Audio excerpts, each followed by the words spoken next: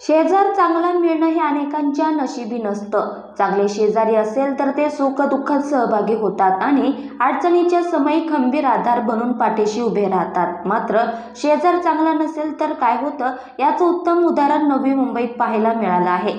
September महिन्यात घडलेल्या एका प्रकारामुळे पोलिसांनी एका महिलेला अटक केली आहे।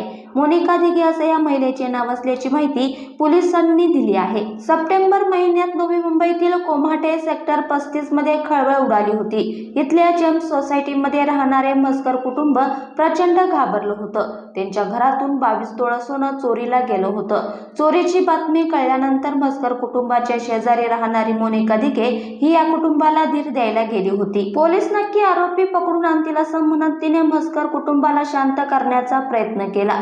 27 सप्टेंबरला मस्कर कुटुंबाने पोलिसात तक्रार दाखल केली होती। मात्र त्यांच्या 10 दिवस आधी चोरीची घटना घडली होती। चोरीच्या घटनेनंतर पोलिसांनी तपासाला सुरुवात केली, मात्र फार काही प्रगती होत नव्हती। पोलीस प्रशासनाने या घटनेचा तपास अधिकारी बदलण्याचा निर्णय घेतला।